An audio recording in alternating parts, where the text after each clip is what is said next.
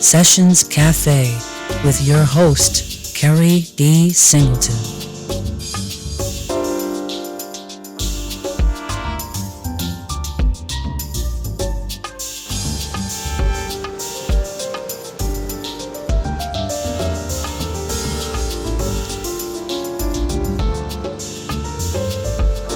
Ladies and gentlemen, welcome to Sessions Cafe. I'm your host, Keri D. Singleton, and today I have one of my favorite people on the planet on the show, Mr. KeVaughn Merrill. How are you, brother? I'm really good, Keri. It's great to be here. It's great to have you here on a show that you co-founded, right? Yeah, it feels amazing to have been on the ground floor of Sessions Cafe and to be here now that it's grown into all this. Right. Yeah, we're going to get into how it all started, but you have a story of your own. Yes. You're not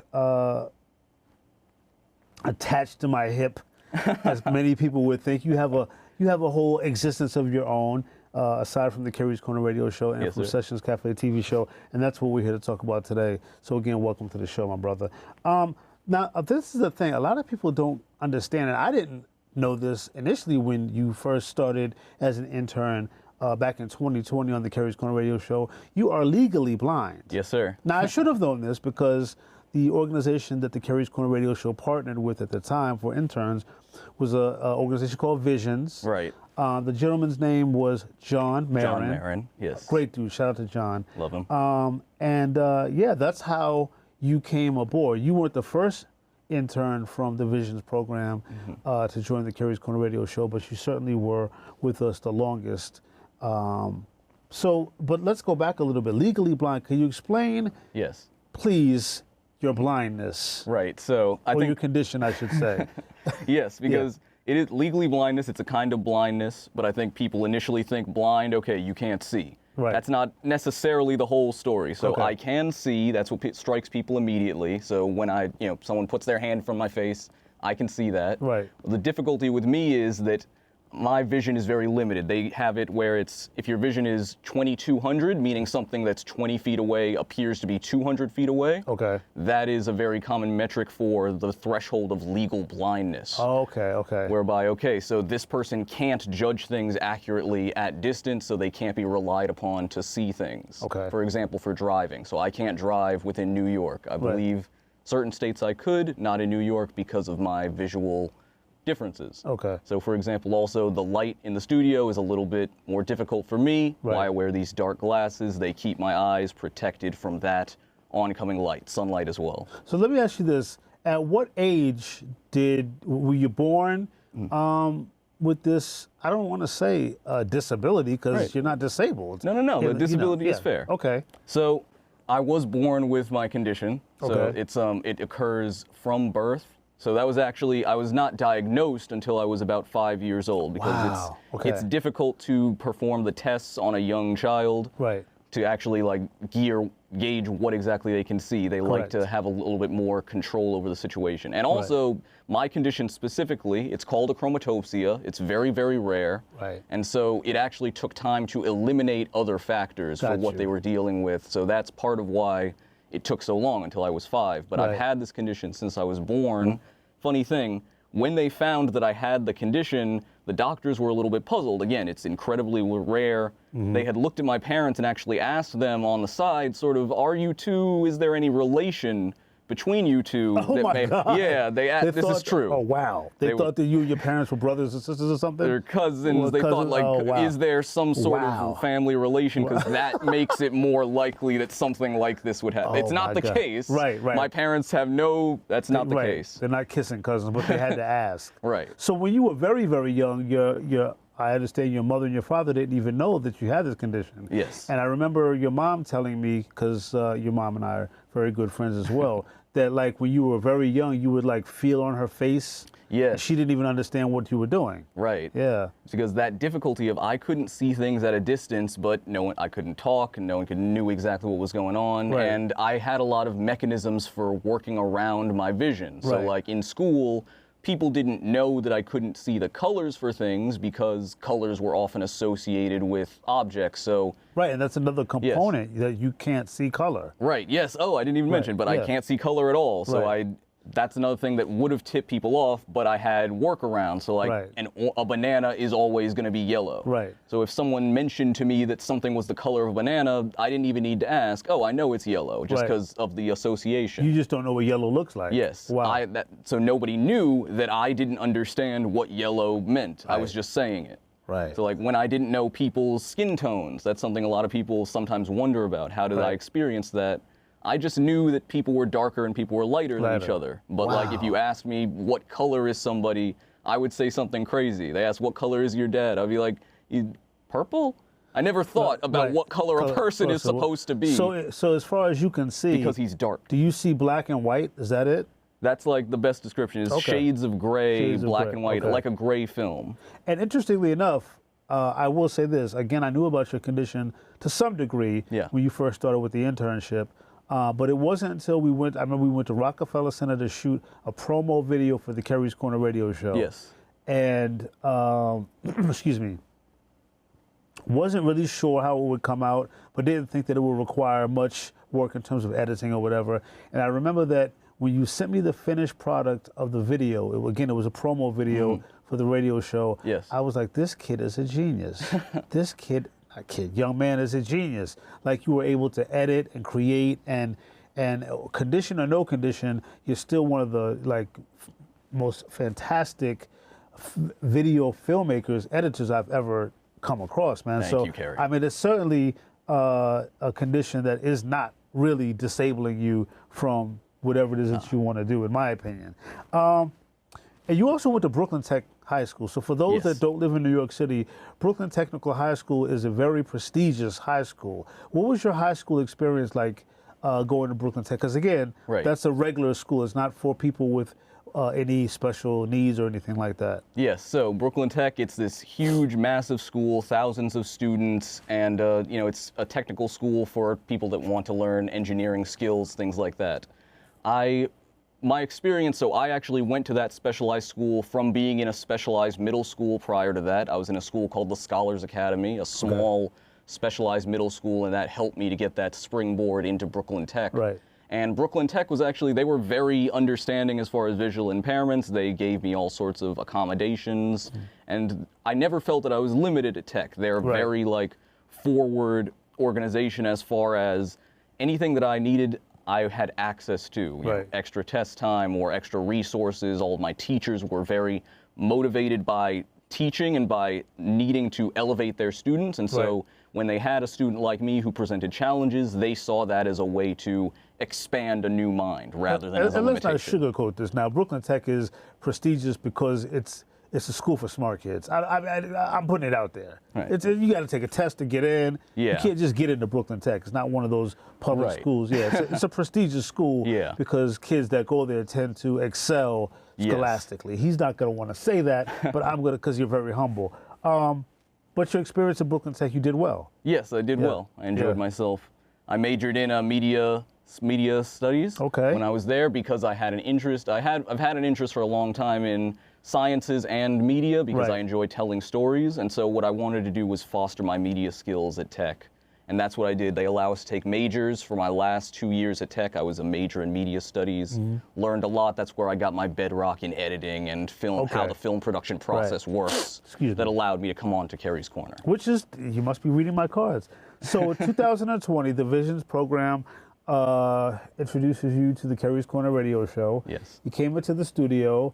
The first question I asked you, or one of the first questions I remember asking you, which was very, very important to becoming one of the teammates on our show, intern or not, was name a Janet Jackson song. Yes. Because I'm a huge Janet Jackson fan.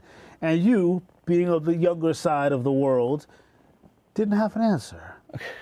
How did you survive your first major test with me on the Keri's Corner radio show? How did you circumvent not having an answer?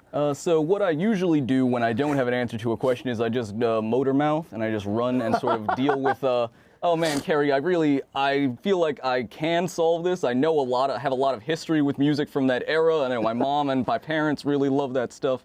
I personally didn't dip that much into it, but I have a lot of respect for it. So I don't have a song for you off the top of my head, but I will look into it and Yeah, that'll make a dedication to that in the future. That's more or less what I did in that scenario. I don't think that was an answer that I accepted, but I gave you the job anyway. Yeah, you let me go. So I knew I didn't do well, but you let me go. Yeah, I still have the video.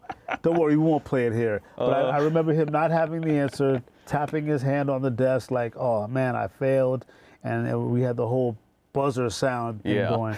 But I'm glad that you did end up becoming a member of the team, because you went from being an intern on the radio show to a co-producer. Yeah. How did that happen? How did you elevate from being an intern to being a co-producer of an award-winning syndicated radio program? Yeah, so with the Keri's Corner radio show, I really have to give a lot of props to you, Keri, for giving me this opportunity to try things that I think I would have otherwise been limited in. So I want to talk about that promo a little bit that I shot with you, because that was an opportunity where there were no like guide rails where you were like, we can't do this, we can't do this. You didn't say, I want it to look like this. You said, just do it. Right. How do you want to put it together? Show me your vision. Right. And that was so freeing.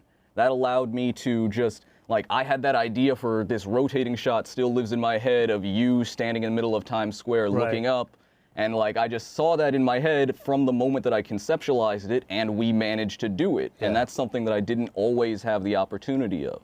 And so I think that a lot of it with the radio show was that there weren't those limitations. When I had an idea, I could execute it. When we wanted to do Keri's Conversations, you gave me a lot of control over that segment of the show. Not only was I speaking on the microphone, which, you know, I hadn't had the opportunity to do, and that felt very freeing to me, but also I had control of this show, and that was a YouTube production that's connected to this show that, like, it allowed me to grow within my role and to try out new skills and to build them. Yeah, you definitely were able to create, and I wanted to give you an opportunity to create without any kind of parameters.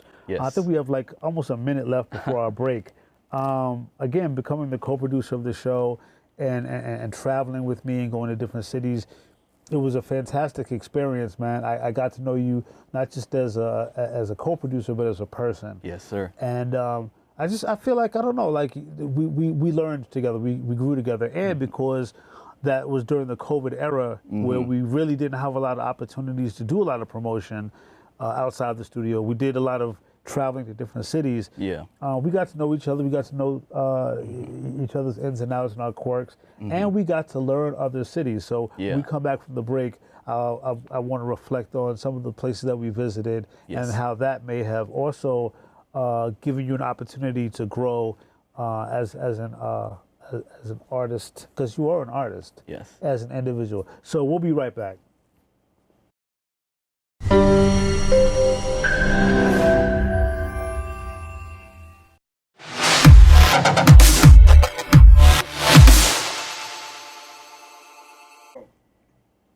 And we're back on Sessions Cafe with KeVaughn Merrill. So yeah, we traveled a lot during the initial part of your internship experience. Houston, Chicago, Boston, Philadelphia. My God, where didn't we go? DC too, right? Yeah, we went to everywhere Washington. that I wanted to go. It's incredible. Yeah. So of all the cities that we visited, and we visited different cities for different reasons. Some we were doing video projects, other situations where other networks were syndicating our radio show and invited us to come to their said cities, Chicago, Houston, to name a few. What was your favorite city of all the cities that we visited? So let me be fair, because I don't want our listeners to feel slighted. Of the cities that we visited, so it was Boston, Philadelphia, Washington, Baltimore. We went to the Black on Wax Museum. We went to Chicago, and we also went to Houston. So I believe those are all the cities that you and I visited. Sounds right. So of all those cities, which was your favorite city and why? Okay, so I could say a lot of them. I'm glad you brought up Blacks and Wax Museum, but I'm going to pivot from that because I want to talk about Chicago. I absolutely loved Chicago. To this point, I still want to go back. Right. Great pizza. Great pizza. Great so much more. Like, to be in Chicago, I felt like it was a city where I felt like the most kinship to a New York experience. Yeah. I hadn't felt that in anywhere else. Right. And like to be in Chicago and just the culture of being there, the Field Museum. I'm just going to jump right to it because I was like, oh, when can I talk about the Field Museum? Right. I love it. Yeah. I love museums. I have a passion for natural history, and since I was a little kid, loved Sue the T-Rex. People who love dinosaurs know immediately what I'm talking about. Right. Gigantic T-Rex in Chicago, and my jaw was slack. I was just staring at this thing. Yeah. And the whole museum is like that. I was aghast at the whole situation. Yeah, because most cities that we went to, what we would do is we also went to Syracuse. We would visit some cultural experience. I would always say, hey, yes, we're here, we're visiting, we're working, but what do you want to do that's fun? So yes. We went to Houston, we went to the Houston Zoo. Also, we went to Chicago. I must mention, we also went down to Gary, Indiana, of course, to visit the home of Michael Jackson and Janet Jackson, et cetera. So we did we definitely did a lot of cultural things, and I know that among your favorite experiences were those cities where we could go to museums. Yeah, museums are always incredible to me. That's why I still talk about the Blacks and Wax Museum to this day. Yeah. So all of those experiences were great, and Chicago, amazing culture. Yeah, it's a great city, man. We had a great time there. Let's pivot to another major project that you worked on, which was Sessions Cafe TV show. Of course. So in 2020, we actually started the show doing what's called guerrilla filming. You, myself, and Paul Dorsa. Paul was the producer of the Keri's Corner radio show, and he would later also take on the role of being the producer along with you of Sessions Cafe TV show. Our first episode, we actually filmed in Philadelphia on location with Dionn Ward, who, of course, his son, Mike Ward, survived the fire that was precipitated by the MOVE bombing in Philadelphia in 1985. Now, you didn't know anything about the 1985 MOVE bombing because, of course, that happened way before you were born. And your learning about it was basically done right before we went off to Philadelphia. So what was that experience like working with Sessions Cafe on that very first episode in Philadelphia with somebody as historically important and significant as Dionn Ward? Yes. So that Dionn Ward video, that interview, I don't think I'll ever forget about it. It was truly a singular experience in my life. I think that what really awakened me to it was getting to see you, Keri, as someone who clearly has a massive amount of knowledge and passion about this story. You had told me about your own history with knowing about this, and it ignited me. It made me think, oh, I'm passionate about other things as well. And so I saw myself in that, and so that invited me to feel ensconced within your view of this story. And so then as I learned more, it made me more aware of oh, why haven't I heard about this story? This is something huge and impactful. Yeah. And it inspired me to look into it a lot more. And speaking with Dionn Ward, hearing from someone who was physically there, who had all these firsthand experiences, and who spoke about things that I honestly hadn't even considered that any of that was occurring. Right. It was amazing, in the most crazy way, to think that what he's telling me is a true story. Yeah. It opened my eyes. And we actually shot some of the video, some of the episode on the site of the bombing. Yes. What was it like to visit Osage Avenue in West Philadelphia, where the infamous bomb was dropped? Yes. When we were standing on that street, it felt like being within history. Yeah. Yeah. As from being from New York, I have some experience of that, but just I think it was seeing the news and seeing the newsreel footage and recognizing that it was the same space that I was in that really brought it home for me, because I was I could see myself standing in that footage, and I was being in the community. I was invited to imagine that this was a living community at that time. When you see the footage going down, when you see the bomb falling from the helicopter, it was much like it is now, where it's a living community that was bombed. Right, and you did an awesome job, because you edited that award-winning video, which we later was able to accept together on stage at the SITA Awards that year. What was it like for you to edit that particular project? And I say that because I want to accentuate your editing skills and your video skills. Yes. So with that project, again, it was about bringing that history into sharp focus for me. It was something where I didn't realize the history. I felt like a lot of people would be having a similar experience to me of perhaps realizing this for the first time and coming to full grips with how broad this is. So when I was editing it, I wanted to draw you through that story. I wanted to talk about the intimacy of being in the physical place where the history took place. And that's why I thought it was so impactful that we were shooting your interview with Andino Ward in a park in the actual city of Philadelphia. We're shooting scenes of walking through the streets there, and I'm editing those to go alongside as the B-roll, and it felt very authentic, more so than probably any other like documentary that I'd been part of at that point. Yeah, it felt being part of real living history. Right, because you were actually there. Yeah. Yeah. And so now you do social media. Well, you're the social media associate for Visions. Yes. It's a complete 360. Yes. And talk to me about your work there now at Visions. Yes. So Visions, services for the blind and visually impaired, they provide various services for blind and visually impaired people like myself who were born with visual impairments or who got them over time. And what Visions does is it allows these people to learn life skills, career skills, things that allow us to work in a world that is not made for people with disabilities. A lot of systems are not made with us in mind, and so we need to take many concessions to make our world experience livable and comfortable.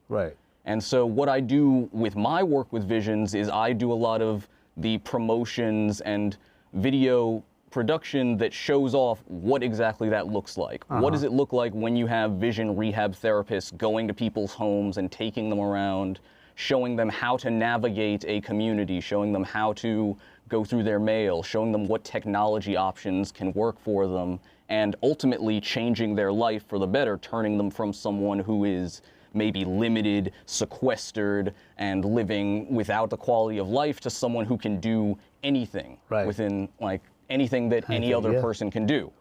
And that is the real impact of my work with Visions. That's something that I feel constantly in my experience. And I have to thank you, Keri, because if it weren't for my experience working on the radio show, I wouldn't have honed and sharpened my skills to the point where I can make these videos that then go off to awaken other people's minds to this very real situation. Well, thank you, brother. So you helped me a lot to just make me better. And you also featured in the Staten Island Advance newspaper. Yes, that was awesome. For your greatness in terms of what you do at the time for the Keri's Corner radio show. And how did that feel to appear in the Staten Island Advance? Yes, it was really incredible because again, this world is not necessarily made with people with visual impairments in mind. In many cases, the systems are made just with us completely drawn to the side. And so it feels good to be able to represent folks that have these visual impairments and yet have taken an opportunity to make the world better and to make their own situation better.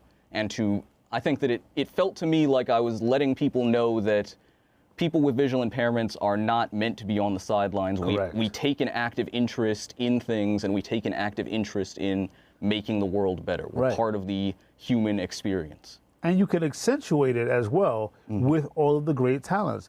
For you to be visually impaired, but to be like in my opinion, an expert at editing and visual work, that says a lot. Do you consider yourself a role model? I don't consider myself a role model. I think that I try to be a role model to people who are younger than me. I have a lot of younger cousins that I want to look up to me. I have a lot of just people that are younger than me that I want to be a representative to. But it's a lot of pressure to be a role model.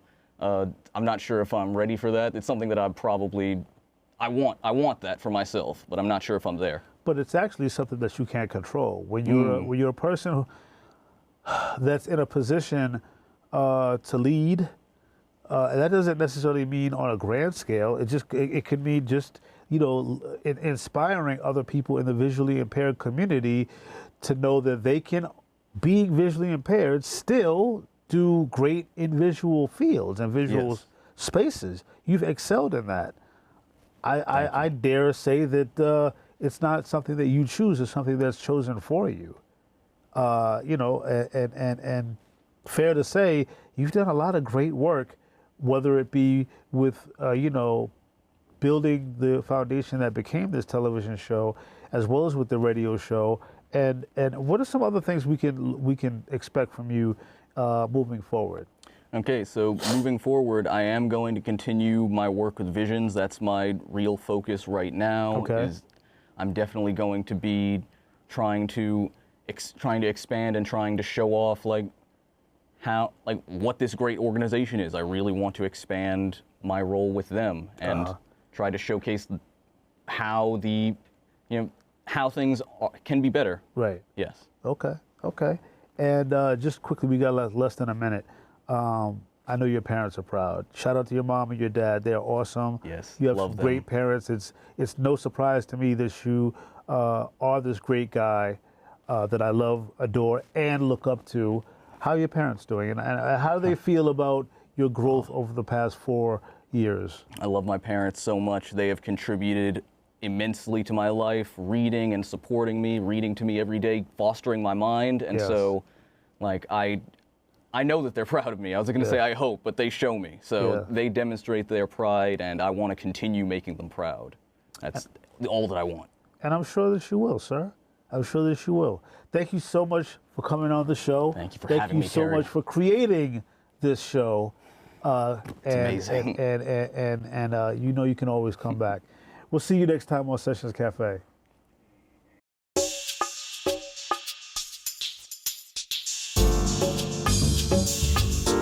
Sessions Cafe with your host, Keri D. Singleton.